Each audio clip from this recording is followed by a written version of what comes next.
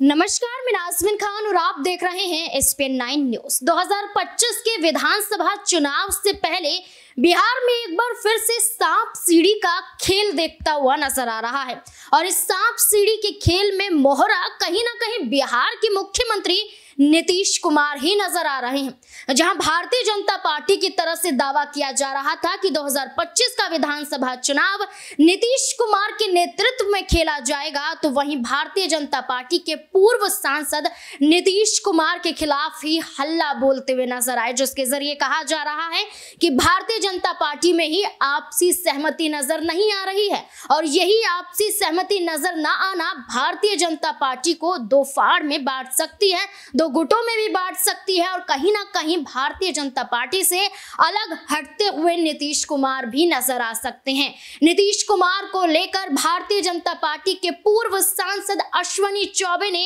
एक बड़ा बयान दिया। अश्विनी चौबे ने यह कहा कि भारतीय जनता पार्टी यानी कि एनडीए को भारतीय जनता पार्टी के नेतृत्व में चुनाव लड़ना चाहिए विधानसभा का और भारतीय जनता पार्टी को अकेले ही सत्ता में आना चाहिए और चुनाव जीतने के बाद तय होना चाहिए कि बिहार का मुख्यमंत्री आखिरकार कौन होगा।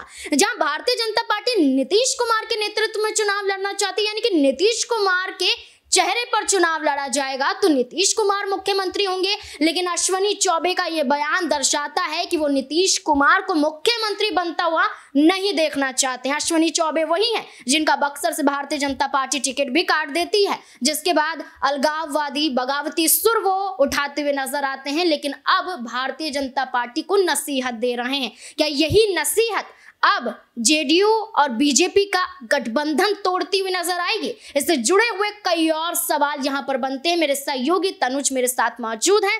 तनुज, क्या लगता है कि बिहार में जो स्थिति बन चुकी है अब नीतीश कुमार को लेकर अश्विनी चौबे का ये बयान क्या भारतीय जनता पार्टी पर भारी पड़ता हुआ नजर आएगा और क्या नीतीश कुमार अब यहाँ पर पाला पलटते हुए भी नजर आ सकते हैं? जी बिल्कुल नाज़मीन, जिस तरह से आपने बताया, अगर देखा जाए तो अश्विनी चौबे, मुझे ऐसा लगता है कि भारतीय जनता पार्टी अब उनको कोई ज्यादा अहमियत यहाँ पर देती हुई नजर नहीं आती है। शायद यही कारण है कि बक्सर सीट से देखिए उनका टिकट काटा गया और यहाँ पर देखिए पूर्व केंद्रीय मंत्री भी रहे हैं, उनके बयान को इस तरह से इग्नोर भी नहीं कर सकते।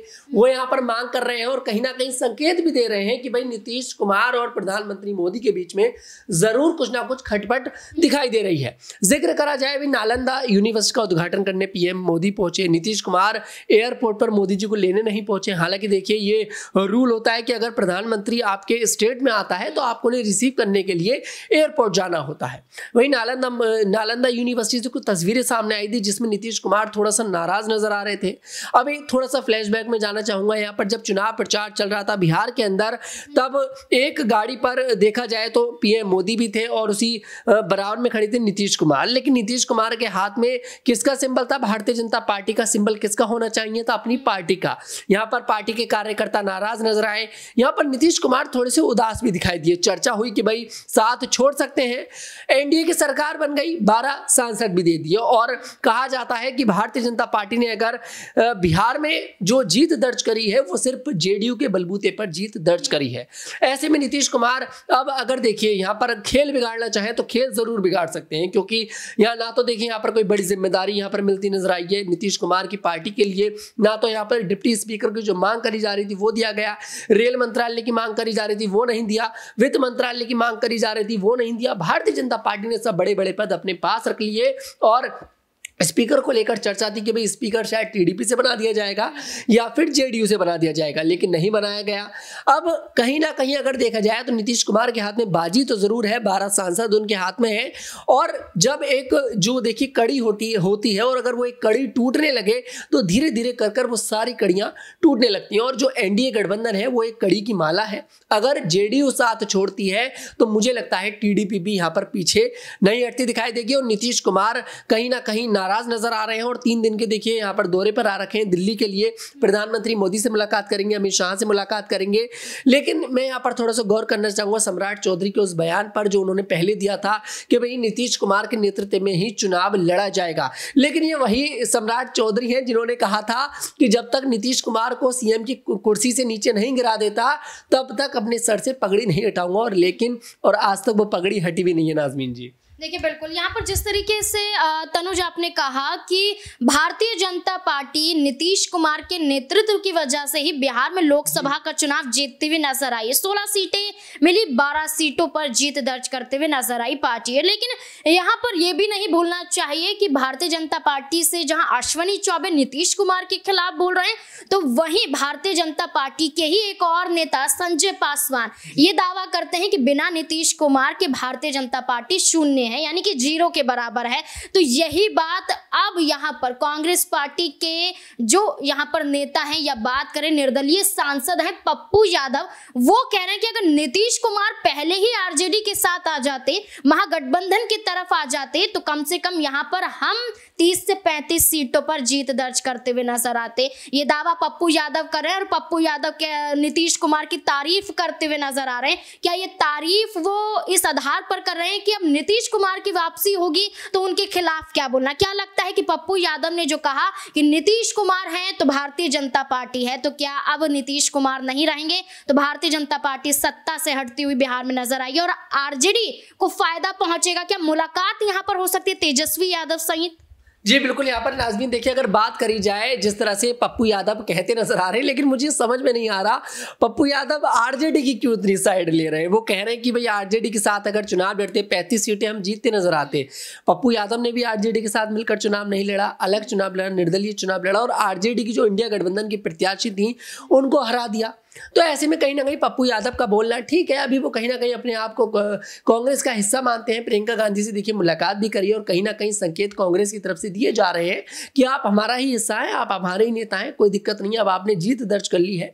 लेकिन मैं बात करूंगा नीतीश कुमार की। जिस तरह से नीतीश कुमार देखिए कई बार उन्होंने अपना दल बदला है, मतलब अपने गठबंधन से दूर होते नजर आए। चाहे आप एनडीए की बात कर लीजिए, चाहे आप जो आरजेडी के साथ गठबंधन रहा उसकी बात कर लीजिए, कभी भी यहाँ पर नीतीश कुमार पलट सकते हैं। शायद यही कारण है, पलटू चाचा उनको कहा भी जाता है। नीतीश कुमार कहीं ना कहीं इस बार मुझे ऐसा लगता है एक बार फिर से दल बदलते नजर आएंगे। और जिस तरह से यहाँ पर तेजस्वी यादव ने कहा था नाज़मीन की यहाँ पर भले ही देखिए नीतीश कुमार भारतीय जनता पार्टी में बैठे हैं, लेकिन चाचा की जो आत्मा है वो हमारी पार्टी में है, हमारे गठबंधन के साथ है। और अभी हाल ही में जब देखिए एनडीए की सरकार बनी थी, शपथ ग्रहण से पहले की बात थी, जब चर्चा थी कि नीतीश कुमार दल बदल सकते हैं, यहाँ पर एनडीए की सरकार गिरा सकते हैं, तो कहीं ना कहीं जब पटना से दिल्ली आ रहे थे नीतीश कुमार और तेजस्वी यादव, जब शुरुआत का वीडियो सामने आया तो आगे नीतीश कुमार बैठे थे, पीछे तेजस्वी यादव बैठे थे। लेकिन जब बाद का वीडियो सामने आया तो तेजस्वी आगे बैठे थे। तेजस्वी से एक पत्रकार ने सवाल भी पूछा कि आखिरकार भाई आप आगे बैठे, क्या बातचीत हुई आपकी? तो तेजस्वी यहाँ पर कहते नजर आते हैं कि क्या आपको बता दें? हम नहीं बताएंगे, जो समय आएगा तो आपको बता दिया जाएगा। तो लेकिन यहाँ पर तेजस्वी ने संकेत जरूर दे दिया कि जरूर कुछ तो ऐसी बात हुई थी इंडिया गठबंधन में आने की, जिसको लेकर अभी तेजस्वी यादव भी छुपा रहे हैं और नीतीश कुमार छुपा रहे हैं। लेकिन मैं एक बात जरूर कहना चाहूंगा आखिर में नाज़मीन, 5 साल इस एनडीए की सरकार को चलाना मुझे नामुमकिन दिखाई दे रहा है। देखिए बिल्कुल, अगर हम बात करें नीतीश कुमार 1900 के दौरान यहाँ पर उनकी पार्टी अस्तित्व में आई। उसके बाद देखा जाए 1996 में भारतीय जनता पार्टी के साथ जुड़ती हुई नजर आई। उसके बाद वो विधानसभा चुनाव के मद्देनजर राजद की तरफ बढ़ी। राजद के साथ जब देखा जाए तेजस्वी यादव पर कई गंभीर आरोप लगते हुए नजर आए तो तेजस्वी यादव का साथ छोड़ा गया। फिर वो एनडीए की तरफ बढ़े, फिर विधानसभा चुनाव में राजद की तरफ बढ़ते हुए नजर आए। तो ये खेल बिहार में देखा गया और इसलिए नीतीश कुमार को पलटू राम कहा जाता रहा। लेकिन अब तो संकेत मिल रहे हैं कि भारतीय जनता पार्टी उनके ही खिलाफ उतर रही है और आरजेडी के विधायक भाई वीरेंद्र ये दावा करते हुए नजर आ रहे हैं कि संपर्क में है वो हमारे। अब देखना होगा कि क्या वाकई नीतीश कुमार भारतीय जनता पार्टी का खेल बिगाड़ते हुए नजर आएंगे या फिर नहीं। क्या लगता है आपको, क्या महागठबंधन में वापसी होगी? क्या है आपकी राय? कमेंट सेक्शन में जरूर बताएं। देखते रहें SPN9 न्यूज़। धन्यवाद।